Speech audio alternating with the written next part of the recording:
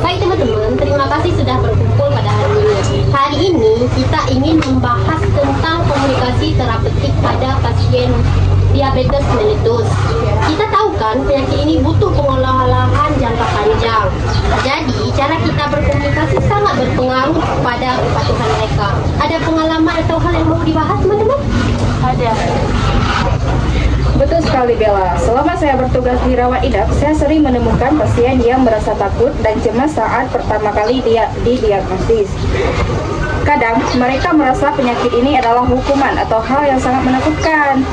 Nah, di sini saya agak bingung bagaimana cara memulainya agar mereka tidak merasa tersinggung, tapi tetap paham pentingnya pengobatan. Menurut saya, kuncinya ada di penerimaan dan empati, Neza. Komunikasi terapeutik itu bukan cuma memberi perintah, tapi mendengarkan dulu saat pasien mengeluh atau takut.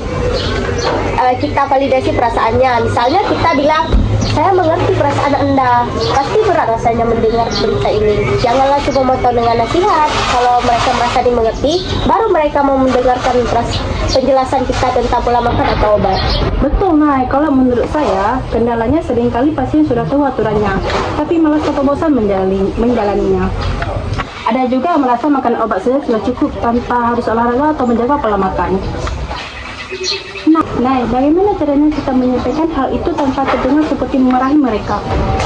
Pertanyaannya bagus, Ica. Hindari kata-kata yang menuduh seperti kamu tidak boleh makan ini atau kamu salah besar. Ganti dengan kalimat yang mengajak kerjasama. Contohnya, kalau kita mengatur porsi makan sedikit demi sedikit, kadar gula Anda akan lebih terjaga dan Anda akan lebih bugar beraktivitas. Fokuskan pembicaraan pada manfaat bagi diri mereka sendiri, bukan sekedar aturan yang harus dituruti. Jawaban yang bagus, Nah. Pengalaman saya di poliklinik, banyak pasien yang datang rutin tapi sering lupa atau salah memahami informasi.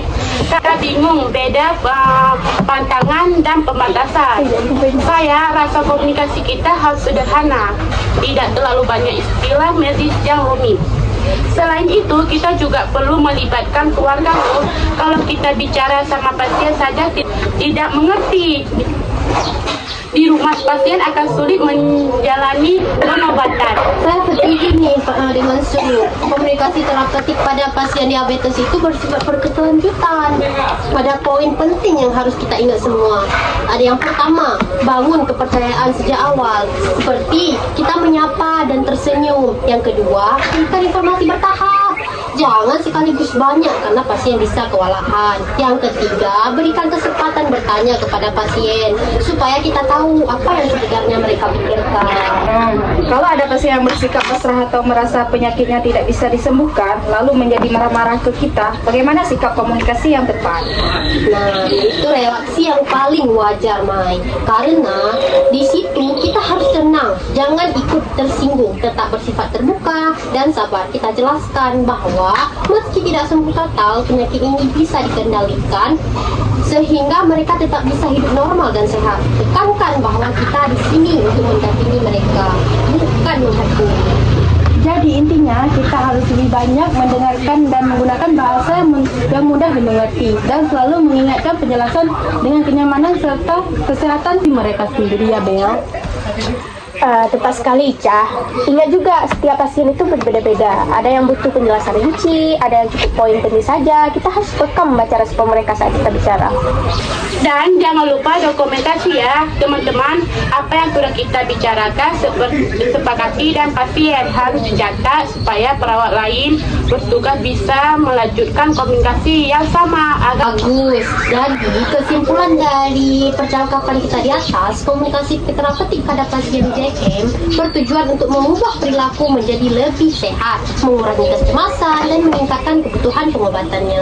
Caranya lewat empati, bahasa sederhana, dukungan dan keterlibatan keluarga komunikasi kita. Semoga diskusi ini bisa kita terapkan lebih baik saat bertugas ya teman-teman. Siap Kak, terima kasih ilmunya. Saya Salsabila Nisha. Saya Salsabila. Saya Sauzani Sina. Saya Melalisa. Saya Nelis Tira. Kami siap mengundurkan diri. Assalamualaikum warahmatullahi wabarakatuh. Don't think about it, just move your body. Listen to the music.